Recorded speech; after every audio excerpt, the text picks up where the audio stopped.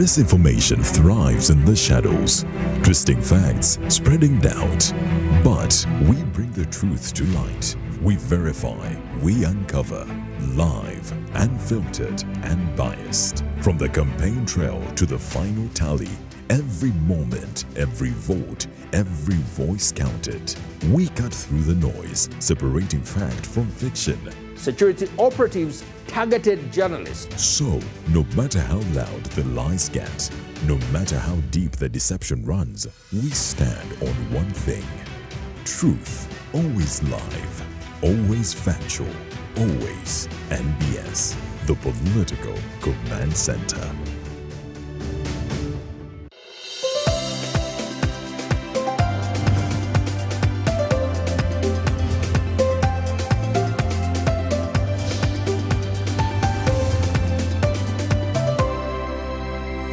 NBS, always.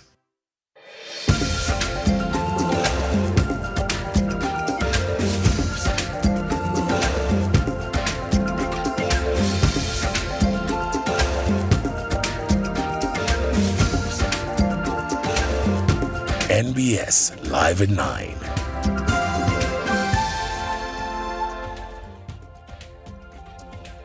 Well, the 12th Parliament will not only miss familiar faces that have been very notable voices in Parliament, but the opposition will indeed miss notable figures in the shadow cabinet. I mean, let's take a look at some of them. You have the Honorable Mwaga Chivumbi, who was previously served as the Shadow Finance Minister, who was later succeeded by Honorable Ssemujju Nganda. Joyce Bagala, Honorable, has been serving as Shadow Cabinet Minister for ICT. Hilary Chiaga, Dr. Hildeman in charge of Culture and Performing Arts. You have many others who have been in charge of accountability committees like Honorable Segona. How does the Shadow Cabinet replace big heavyweights like Ibrahim Ssemujju Nganda and Matthias Mpuga Nsamba, or even this lady, Namuga Goreti? Nobody can replace the headlines here on NBS Live at 9. And they are not shadow, they are real. So why can't you be proud to earn from your sweat? President Yoweri Museveni opens Chankwanzi retreat, urging leaders to uphold discipline, reject corruption. Corruption, very dangerous. We have the details. I am a clean man. That's what you should say. But lightnings may strike you if you are not careful. Have to love again. We go. 5 men, 4 men. The Chankwanzi agenda. What will be involved in the 7 days of Chankwanzi? We'll be touching on the fundamentals of the doctrine of the movement. The man Mao. The Norbert Mao who is here is a very determined... He's one of the untrustworthy leaders. The many hearts of DP's President General. Mao knows what he wants, knows how to get it. Former Minister Agnes Nandutu convicted and remanded to Ruzira prison. 2, 1. And the good news, Uganda makes history, joining Kenya and Egypt in launching their first climate satellite. This is NBS Live at 9 with Victoria Sibia, Samson Kasumba, and Kanari Mugume. Welcome to NBS Live at 9. On to our top story tonight. President Yoweri Museveni, who also serves as National Chairman of the National Resistance Movement, has opened the party's week-long leadership retreat in Chankwanzi, urging leaders to uphold discipline, reject corruption, and avoid divisive politics. He emphasized Pan-Africanism as key to strengthening unity and safeguarding the continent's security. President Yoweri Museveni has officiated at the opening of the NRM Leadership Retreat at the National Leadership Institute in Chankwanzi, which commenced today following the arrival of delegates a day earlier. A total of 552 leaders are attending the retreat, including members of parliament on the National Resistance Movement ticket, ministers, senior party officials, and selected delegates.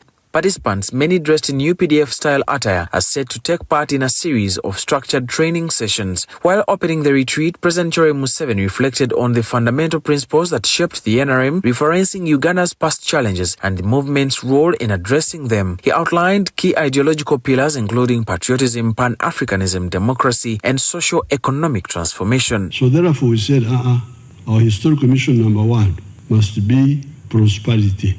Then the next question was, if that is the case, how do you achieve prosperity? You achieve prosperity, according to what we analyzed and put down, by teaching people how to work. The president cautioned against sectarian politics, describing it as a source of conflict in parts of Europe and the Middle East, and urged leaders to promote unity and work towards a more integrated Africa. If we emphasize Ankole, we as Banyankole, Fengabaganda. I like what is happening in the world now. If you see the wars going on, we have been telling you that you people unite and be strong. But people like to become big fish in small ponds. He also emphasized the need for integrity in public service, warning that indiscipline and corruption continue to undermine national progress. Corruption, for what? Corruption is cowardice. You fear to confront life yourself. Then you think the shortcut is stealing. Speaker of Parliament Anita Among conducted an orientation session for newly elected legislators focusing on parliamentary procedures, including lawmaking. She encouraged them to prioritize service delivery and avoid unnecessary political confrontations. Legislation. Yes, we do legislate, and when you're legislating, before I bring Adrian in, when we are legislating, we are passing laws. And when we are passing laws, we have two types of laws. We have the private members' law, bill, or the government one. Some of the NRM leaders in attendance shared their expectations and reflections on the retreat discussions. Because you have many new members of parliament who perhaps are going to do this role for the first time. And therefore they need to understand how the party works. That they should serve with integrity, but also observe the policies, but also represent their people. Such kind of retreat, why can't we not implement it on ground? We come up with such beautiful laws, such beautiful people dedicated to the country, but when you go down to service delivery, that's where we're getting a challenge. The week-long retreat will feature a series of sessions focused on governance, leadership and service delivery. The National Resistance Movement, NRM, has officially commenced a high-stake orientation retreat for its recently elected members of parliament at the National Leadership Institute in Chankwanzi. The week-long gathering will focus on ideological rearmament and the roadmap for the 12th parliament. The National Resistance Movement has over 370 members of parliament elected to the 12th parliament, scheduled to swear in on 13th May, a day after the swearing in of the president-elect. Ahead of this, the NRM has started the orientation of its members on the Agenda 2026-2031. Among the keynote speakers at the orientation is the Chief of Defence Forces, General Hose Kainerugaba. The security forces dealt with the troublemakers promptly. Jerome Hosey is also a presidential advisor on special operations and is expected to canvass the historical mission and the metamorphosis of the UPDF and the national interests within the African context. Members of parliament who have been part of the NRM caucus for years say this will be the very first time in history for a military chief to address the caucus. Speaking on condition of anonymity, some caucus members say even when several CDFs have been representatives of the military in parliament, none has sought to address the caucus. Well, this is not the first time that the NRM caucus has prepared for the CDF to offer an address, but making no show, it's unclear whether this training will be attended by him. Another highlight to the retreat is the National Coordinator, Operation Wealth Creation, General Salim Saleh. He is reported to have addressed the NRM caucus executive in the early days of the 11th Parliament, with the now Deputy Speaker Thomas Taiwa as the government chief whip. The retreat will lean heavily on the expertise of the military's top strategic thinkers to align the national legislators with the NRM's long-term vision. General Salim Saleh will take the lead on the exhaustive session on the political economy of Musevenomics. This challenges the MPs to move beyond traditional legislation and become catalysts for socio-economic transformation. General Saleh is expected to unpack how infrastructure serves as a strategic enabler for qualitative leap into higher middle-income status, while specifically highlighting the role of the army in modernizing Uganda's economy. Other individuals to headline the retreat is the Speaker of Parliament, Anita Among, who is scheduled to have a lecture on the mandate, process and management of public expectations in Parliament. The Permanent Secretary and Secretary to Treasury Ramadan Gobi and the Deputy Governor Bank of Uganda Professor Augustine Nwagaba are to address the members on the infrastructure as an enabler for the middle income status projection, the role of Parliament and the concept of protecting gains in the socio-economic transformation, respectively.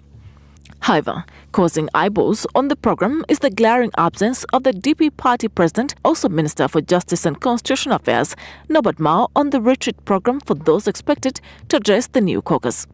While the NRM will use this retreat to unveil independent MPs who have signed memorandums of understanding with the party, the status of Norbert Mao remains a point of intense speculation after he declared speakership intentions.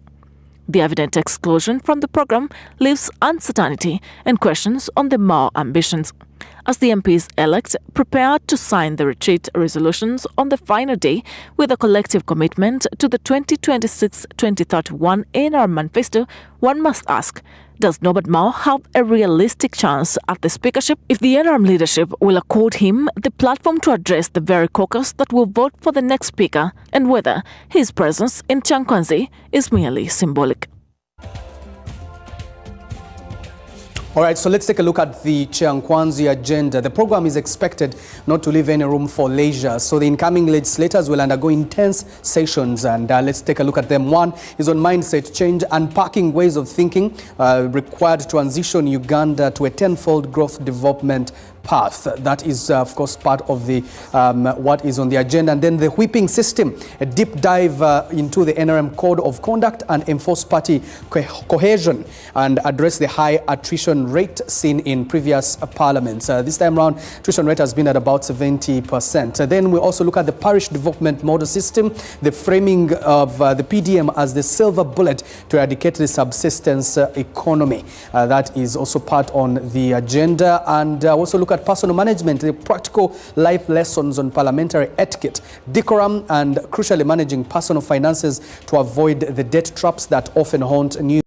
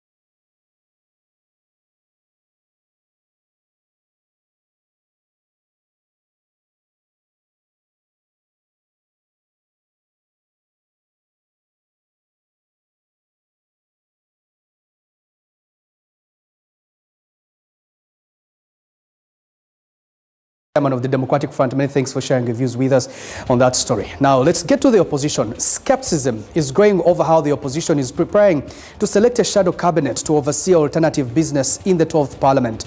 The January elections placed a heavier responsibility on the leading opposition, NUP, to form a new shadow cabinet after some members from the previous one did not return.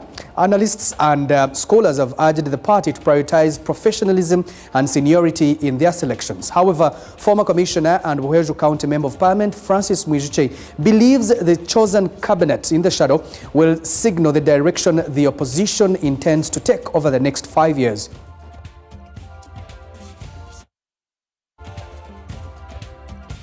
The beginning of each parliament, the opposition is supposed to, among other things, appoint and designate the shadow cabinet as stipulated in the Administration of Parliament Amendment Act 2006, Section 6E2, which empowers the Leader of Opposition to designate shadow ministers.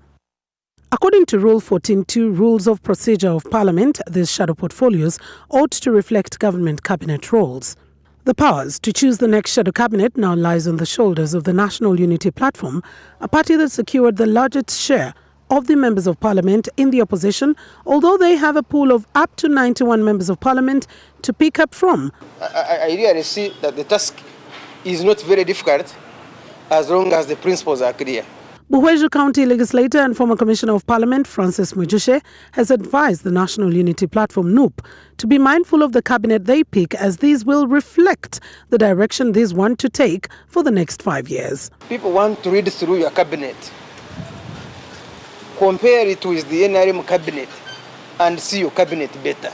To achieve this, scholars believe seniority and professionalism should be at the center of selection, with members deployed in fields where they are able to offer alternative policies that reflect the needs of the parliament. They should bring resourceful people who are qualified in those designated ministries, whereby every weekly they are updating the nation on the alternative, and of course a better alternative to what the NRM has.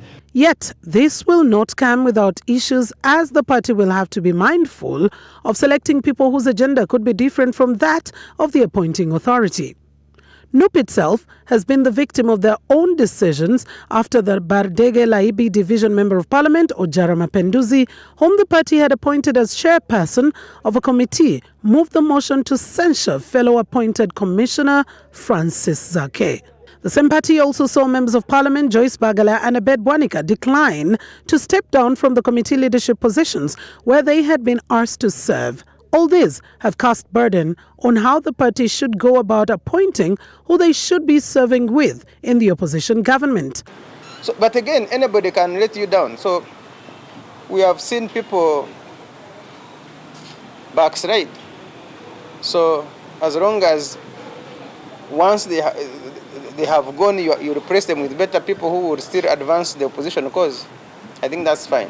Member of Parliament-elect George Musisi believes the opposition presents well-balanced pool from where the party can pick the shadow cabinet. We're not looking at an 80-person cabinet like NRM does, 80 plus. We're looking at a lean cabinet like we've had in these last 5 years. The members of Parliament elected bring different gifts and expertise, bring different values, bring different policy perspectives. They come from different backgrounds. So I don't think it's a tall order. The shadow cabinet plays key roles, including developing and offering alternative policies, as well as checking and scrutinizing the government. All right, later on we get to your feedback on this opinion question using hashtag NBS Live at 9. We'll be asking what key qualities and competencies should the opposition consider when appointing members to the shadow cabinet. Leave your feedback on there. Later on in the bulletin, we'll be able to sample it here on the bulletin.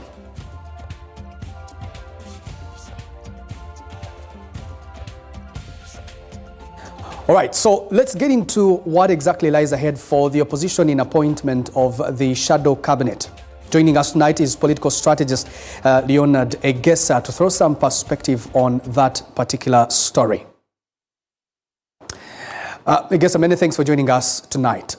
Looking into what's happening today, NRM is caucusing in Chankwanzi. Opposition has hardly caucused. I doubt they even know each other. The leader of the opposition in parliament, that is the leader of the NUP, rather the leader of the NUP, which is the opposition party in parliament leading the opposition, Robert Chagulanyi is out of the country, and there's even uncertainty on when he's going to return. We just left with about 2.5 weeks. What do you think lies ahead for the opposition? Before we go into what lies ahead, I think we need to do a situation analysis to know where we are and where we're coming from. So we are looking at the NRM and the opposition that are coming from an election, the January 2026 election. The NRM, whatever it's doing right now, going to Chankwanzi, talking about appointments to cabinet and all that, they are simply doing or performing actions that help them to consolidate a hegemony of the NRA stroke President Museveni. Now, that's understandable. It may be argued that the victory in January 2026 was a Pyrrhic victory, but that is neither here nor there because we knew what was coming even before the elections were held. Now, when you turn to the opposition, they were discombobulated, they were disorganized, they were annihilated at the election. There was no such thing as a free and fair election. If you're looking at it from the lens of those that are sympathetic to the opposition. So you don't expect them to mirror the behavior of the victors of that election, the NRM. So that is one. Number two, with the election loss and the subsequent events, for example, the hiding and then subsequent disappearance into exile of the leader of the NUP, it has left the opposition rudderless, leaderless, and of course lacking coherence in whatever they are doing. So it's the outcome of all this confusion that we see in the opposition that leads us to a situation where you do not know what exactly they are doing about the shadow cabinet. Right. Yeah. But even as you talk of the shadow cabinet, what is its use? I don't really see its use. Apart from being a ritual, do you see at any point in the life of the coming parliament, given the evidence of the last, let's say, 2, 3, or 4 parliaments in Uganda, do you see the shadow cabinet having any kind of persuasive power over the NRM hegemony? Well, some people have said that it depends on who is leading the shadow cabinet, who is in the chair of the leader of opposition, their character and persona. You have leaders of opposition who have, for example, defied political party positions, who have decided also be in talks with the presiding officers. Do you think that the personality of whoever will lead the shadow cabinet also might determine what sort of cabinet this will be? I disagree with that line of argument because what we have seen is that even when you get personalities that we felt could give us some kind of, a different output in terms of leading the opposition in parliament, they have been converted from leaders to dealers. So once they have become dealers, they have been compromised by the NRM, and at the end you find them, trapped in scandal. So you end up with same old story. All right. So you're saying that I'm sure the story of DF president is still fresh in your minds, the Honorable Mpuga and the 500 million shillings. You're saying that the 12th Parliament is already swayed towards the NRM and its numbers, better caucusing and better organization even before it kicks off. Yeah, I think it's not a departure from what President Museveni has been promising to decimate the opposition. He has really succeeded in sowing seeds of confusion. Just a few minutes ago, you've been discussing, a leader of the oldest political party in Uganda who is in a bromance with the NRM, and he's actually moving against all common sense and logic that the NRM numbers would go in his column come the day of electing the Speaker of the 12th Parliament. So I find it quite strange that we are even thinking that the opposition could make any strides on the positive side of the number line, the political number line, that is to speak. So the opposition is getting weaker.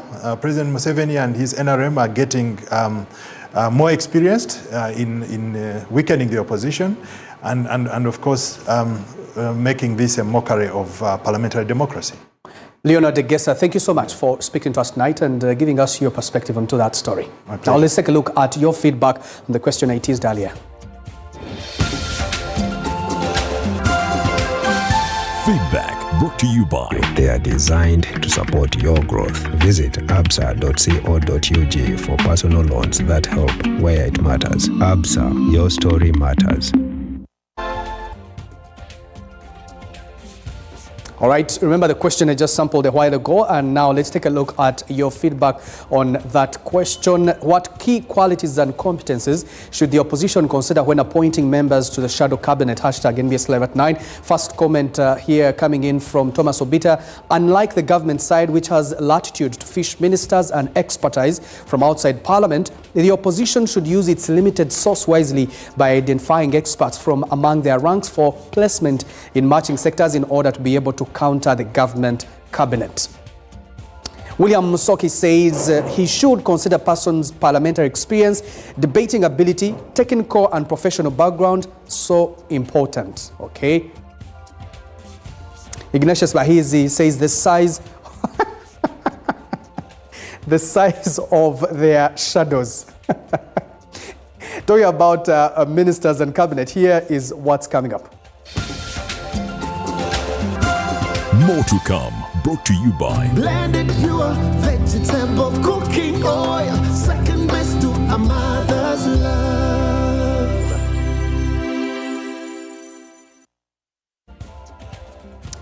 Coming up, we bring you a story of how the Anti-Corruption Division of the High Court has convicted former Karamoja State Minister and outgoing Bududa District Woman Member of Parliament Agnes Nanduto.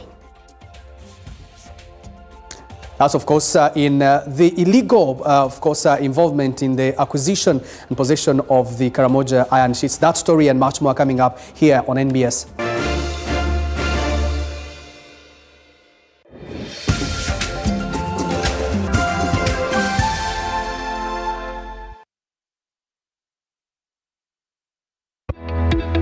Uganda Health Professions Assessment Board notifies the public that the registration of health TVET candidates for June 2026 assessment commenced on the 11th of March 2026. Deadline for registration is 10th April 2026. As guided by the TVET law, the list of registered candidates for the June 2026 assessment series shall be displayed for viewing 30 days before the date for commencement of the national assessment. Only registered candidates will be assessed by the board.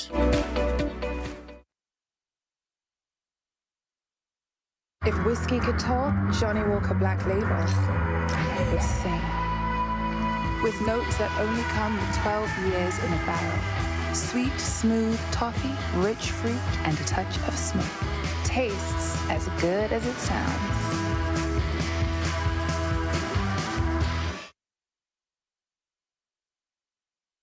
In today's world, opportunity is digital.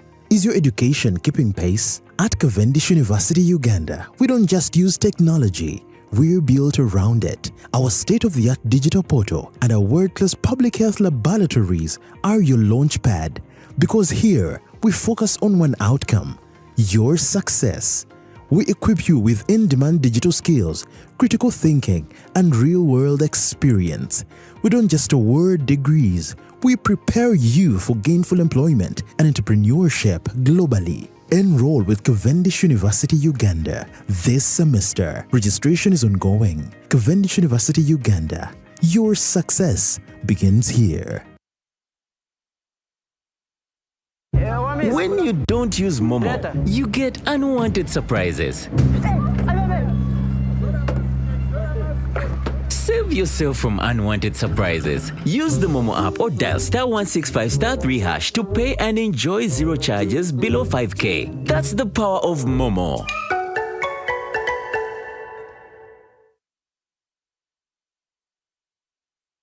At the heart of Uganda's modern furniture industry stands Hwansung.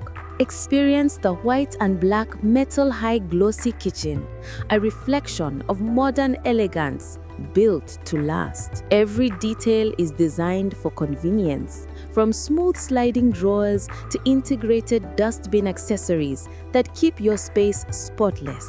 Our flash doors bring nature's warmth into your home.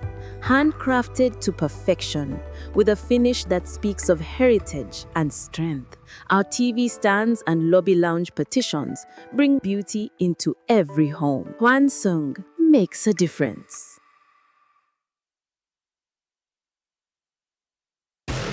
We're not made to be alone. It's baked deep into our DNA, driving us to connect. Because we know that when our tastes are as diverse as our world, the world becomes a magical place. And that when we experience life with each other, everything changes. As the world's #1 vodka, all we do is about that. From shaking up cocktails to a taste for everyone. We've been doing we since 1864. Smirnoff, we do we.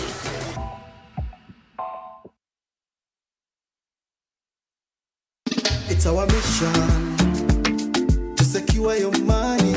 Protecting your money is as important as earning it. It is for this reason that the Deposit Protection Fund of Uganda, DPF, was established by the government of Uganda to provide deposit protection to customers of regulated financial institutions. In the unlikely event that your commercial bank, credit institution, or microfinance deposit-taking institution fails, the DPF will pay you up to 10 million Uganda shillings. Keep your personal information such as national identification number, mobile phone, or an alternative bank account updated with your banker. Terms and conditions apply. For more information, contact DPF at Aha Towers, Plot 7 Lodell Road, Kampala. Call 0312-206-400 or visit our website at www.dpf.or.ug.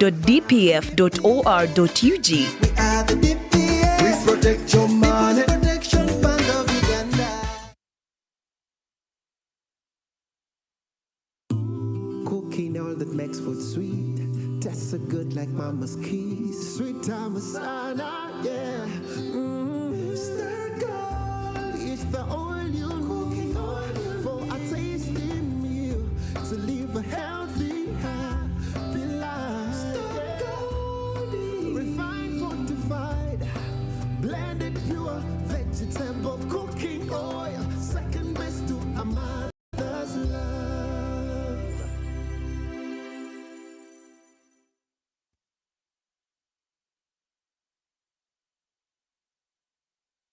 There is a new era of elegance and it begins at your event. At Peno Events, we have upgraded with fresh, modern, stylish event pieces designed to transform any space into a masterpiece. From luxury tents to elegant furniture to premium mobile washrooms, hand wash stations, lounge sets, parasols, wooden chairs, modern chair set, banquet setup. Peno Events. Safe, reliable, stylish. Book now.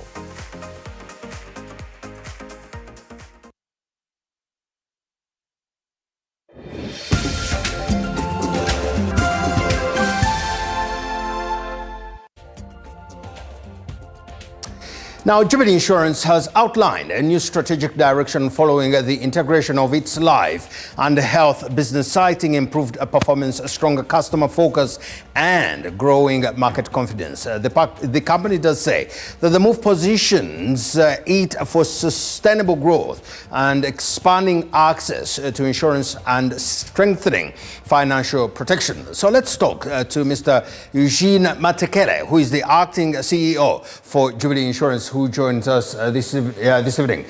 Eugene, thank you so much for joining us. What was the decision behind the merger between these two sides of the business? And good evening. So when two companies are operating separately, there's a lot of inefficiencies, and the decision to merge these two companies was to, correct those inefficiencies, and of course it helps us create a much stronger unified company in terms of capital base, which then obviously enables us to innovate better for our customers. How has the integration improved customer experience?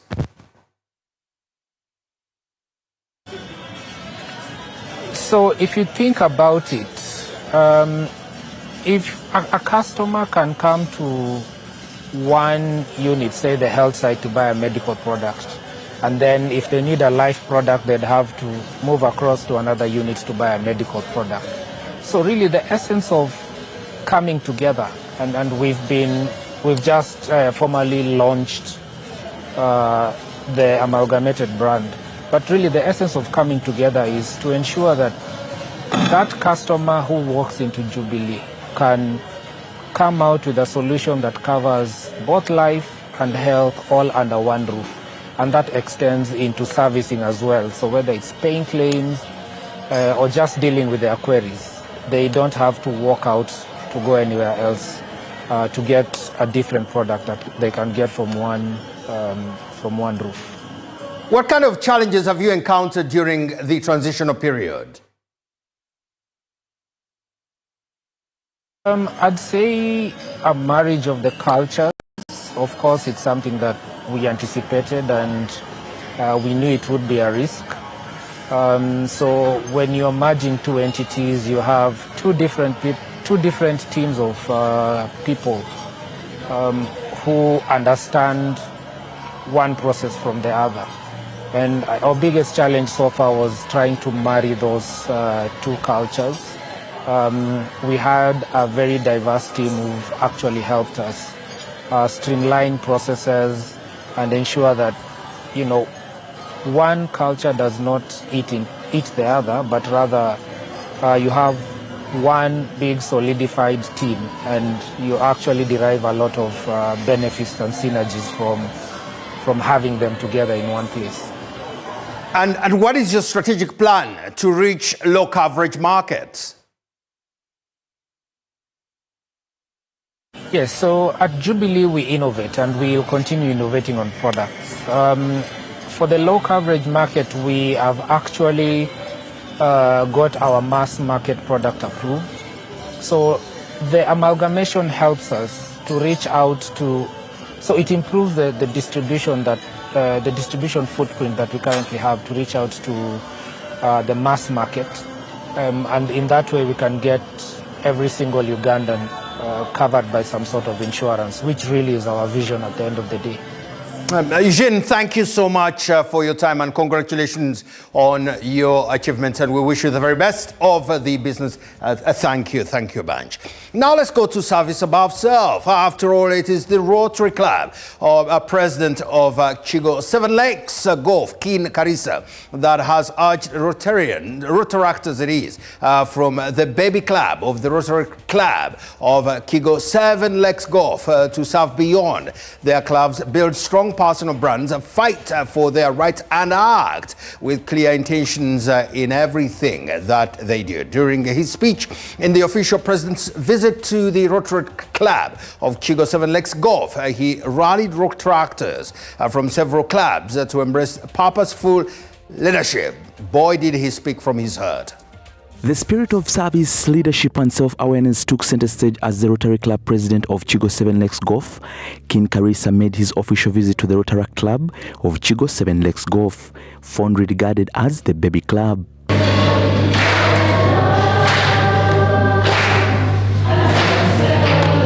The event drew an energetic gathering of Rotaractors, including members from various sister clubs, creating a vibrant platform for connection, reflection and inspiration. In his key address, Karisa delivered a message that resonated deeply with the young leaders in attendance. Intentional. Be intentional in whatever you do. If they give you something at work, be the best at it. But also, as you are being the best, make sure that the world knows that you are the best. Let the world know that you are the best. People shouldn't be digging around to know that President Shamim is the best in this. No, let the world know that you are good at it. Karisa encouraged members to be mindful of how they present themselves both professionally and socially, noting that leadership today requires authenticity, consistency and purpose. Brand yourself. Don't tweet things you cannot defend tomorrow. Because whatever you tweet, whatever you post, whatever you put on X, Instagram, I don't know if Facebook still works, TikTok, tomorrow you'll face a panel and they say, but isn't it you? And you feel ashamed. So no, tomorrow, whatever you put out there, you'll meet it somewhere. So personal branding is very key. Risa also echoed the importance of advocacy and self-empowerment, urging young leaders to stand up for their rights and speak up with confidence. He emphasized that leadership is not passive but requires courage, awareness, and willingness to challenge the status quo when necessary. He's right. But brand yourself in a way that you believe before others you are believable, you are trusted, and they see you as a disciplined person. But also fight for your rights. Don't be there, you are docile because you are supposed to be disciplined, you are there, you become slow, no. Whenever you need to fight for your rights in a right way. Be the best news anchor and let the world know. Now, Salam Charity has donated a whole 7 million shillings to support the construction of a 7-classroom block in Isinjiro district as stakeholders intensify efforts to bridge a funding gap for the project. The donation handed over at the House of Zakah in Kampala will kickstart foundation works for the facility, which will include classrooms, a library, and a computer laboratory to improve access to quality education in Western Uganda. Speaking at the handover of 7 million shillings to the House of Zakah, Salam TV and Salam Charity Managing Director Haj Karim Kalisa said the contribution is part of a broader commitment to support education initiatives in underserved communities. As Salam Charity, we have brought our donation as a start, as we have learned that the launch is going to be on 24th in Isinjiro to start a construction classroom. The initiative is being spearheaded by the House of Zakah, which is mobilizing funds and coordinating partners ahead of the official groundbreaking, scheduled for April 24th, 2026 in Isinjiro district. Initial funds will support foundation works as the organizers work to raise the required 450 million shillings. We have 100 in cash, 500 bags, 1 single truck of sand, so we still need more money, about 300 shillings, million shillings to complete the building. This is just a beginning. Come on 24th and join us. The project will see the construction of 7 classrooms, an ICT room, and a well-stocked library at Chishuro Muslim Primary School in Isinjiro district. It is being undertaken in memory of Dr. Anas Kalisa, the founder of House of Zakah and Wakif Uganda and former chairman of Salam Charity Uganda. The organizers say the project is a lasting tribute to his contribution to education and community development. Salam Charity also extended support to an ongoing Wakif project under the Office of the Supreme Mufti. As Salam Charity, this is an NGO that is always involved into such a work, and we have decided to bring a bag of cement in support of this great work, and also to inform the world that this is the work that should be embraced by each and everyone. I thank the Salam Charity and NBS for the contribution that you have given us. We request for more publicity from you.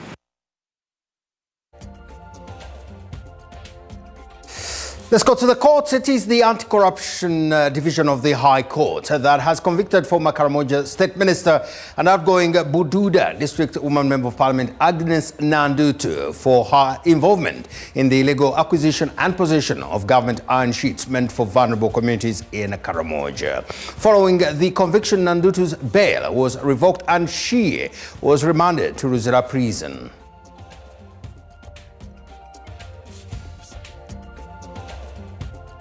The conviction was delivered by Justice Jen Okwo on April 8, 2026, following a prosecution led by the Office of the Director of Public Prosecutions. Court had that between June and July 2022, Nandutu received and retained 2,000 pre-painted iron sheets marked Office of the Prime Minister, knowing or having reason to believe they had been irregularly obtained from a government program. Evidence presented in court showed that of 95,044 iron sheets procured and stored in Namamve, a requisition of 10,000 sheets was made for a presidential launch in Moroto district.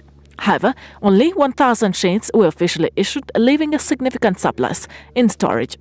We gave them political assistance for about a month Then she moved them to her farm where they stayed until they were recovered by police on 24th and 25th March 2023. According to the prosecution, Nandutu was informed by the Minister, Karamoja Affairs, that 2,000 iron sheets had been allocated to her, allegedly for landslide victims. She accepted the allocation and facilitated their collection. On June 23, 2022, she provided transport funds and directed her political assistant to pick up the iron sheets from the office of the Prime Minister's stores. I considered the evidence tendered in court by PW4 in the ledger book. I note that iron sheets, public property, were diverted at will, with no formal procedures, no request, no documented evidence of need. No evidence was tendered in court to justify the allocation of the iron sheets to the people. The Office of the Director of Public Prosecutions welcomed the development and reiterated their commitment in ensuring transparency and ensuring public property is handled with integrity. Sends a very strong and necessary message that any individual, regardless of status and office, is not above the law. Following the conviction, the court cancelled her bail and was remanded to Lizard Prison until April 10th, 2026. Those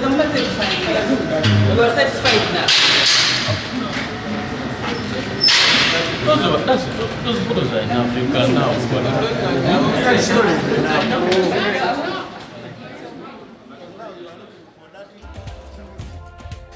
The Machinde Chief Magistrates Court has committed Christopher Okello Onyum, accused of murdering 4 children at Gaba Early Childhood Development Center, to High Court for trial. Before committing him, the court reviewed all prosecution evidence, including financial transaction records, alleged murder weapons, a medical report confirming he is of sound mind, and other supporting exhibits compiled by the police. Christopher Okello Onyum, the suspect in the killing of 4 children earlier this month, was brought to the Chief Magistrates Court in Makindye under tight security. Okello arrived in a prison bus alone without any other suspects. Access to the court premises was heavily restricted, with thorough security checks and large crowds gathering both outside and inside the courtroom.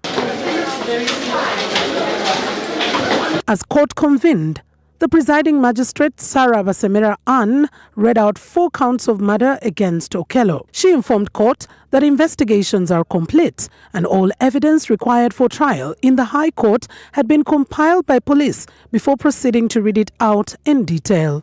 Among the evidence presented in court were exhibits recovered from Okello's residence in Chanja, including 2 American passports, 2 mobile phones, 2 laptops, a medical report, and documents indicating good conduct. 2 American passports in the accused's name, 2 mobile phones, and 2 laptops. A sanity medical report for the accused from C-Care, IHK. Court also says that Okello underwent a mental examination on the 7th of this month and was found to be mentally sound with no signs of mental illness.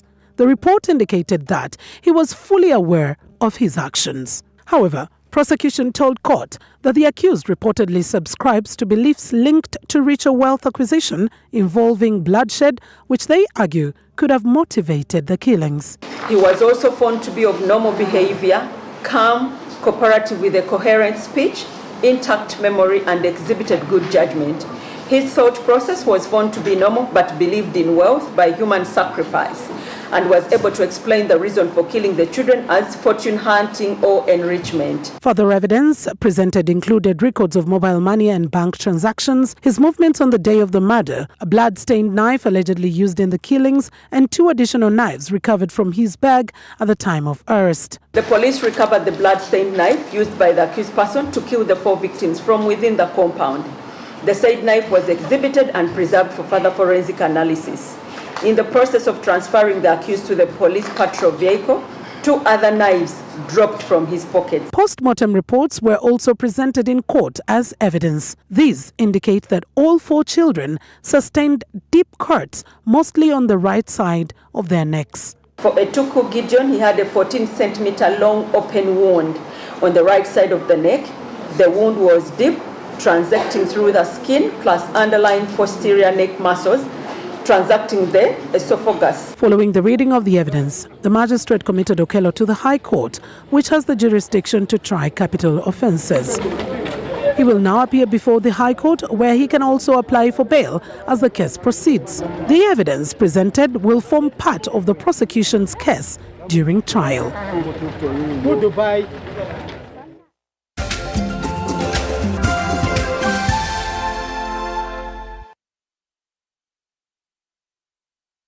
When you don't use Momo, you get insulted by strangers.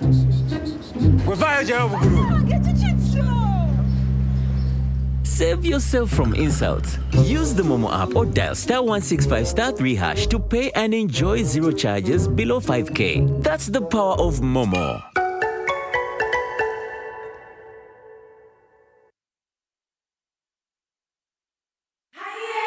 It's back, bigger, and with more business opportunities. It's the Pearl of Africa Tourism Expo, Poate 2026, Uganda's flagship tourism event. Poate 2026 will take place from the 21st to the 23rd of May 2026 at the Speak Resort Convention Center, Munyonyo, under the theme Wanderlust. It's your time to thrive.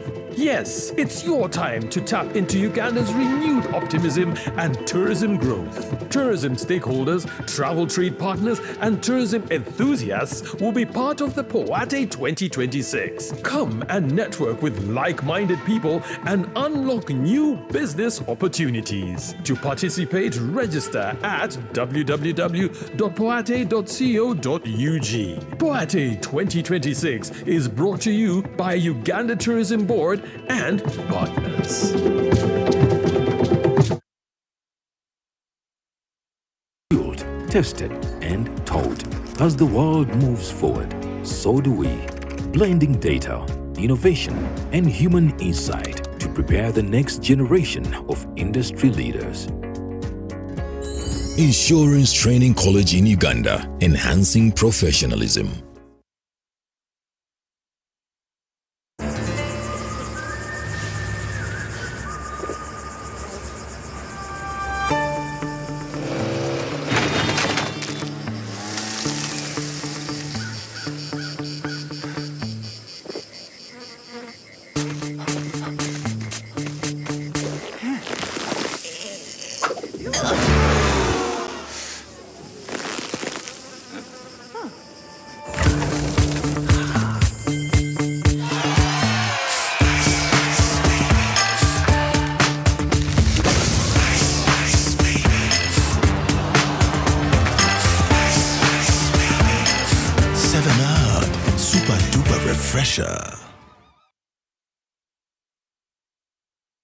My name is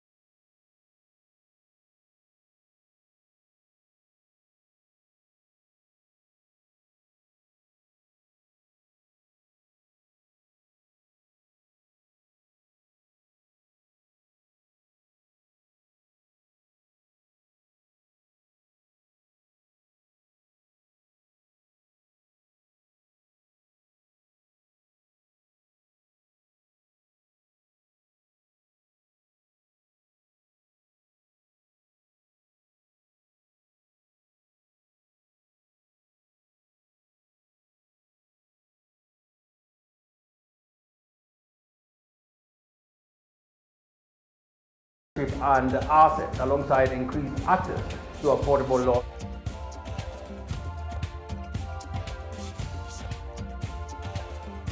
The 13th annual general meeting of Police Exodus SACCO has reported significant growth, with membership rising to 43,000 officers and total assets reaching 96.8 billion shillings. Members have accessed over 40 billion shillings in loans, with a large proportion benefiting junior officers as the SACCO continues to strengthen financial inclusion within the police force. Total asset right now is 96.8 billion. So membership, as I told you, of course there were 43 days of course retirement. There are those who opt to leave. And then the share capital has also grown at 21.9 billion. And then the net surplus this time is 4.3 billion. The Deputy Inspector General of Police, James Ochaya, cautioned officers against mismanaging their savings and resorting to loan sharks and unregulated money lenders, saying such practices undermine wealth creation and financial stability. These entities I was talking about, the sharks, have exploited our officers with exorbitant interest rates, harsh recovery methods, and terms that ultimately erode financial stability and dignity.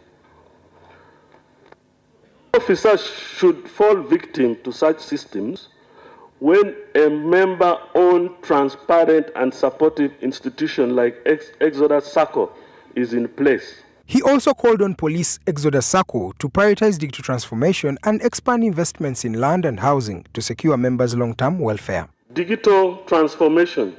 We are policing in an area of artificial intelligence and mobile money.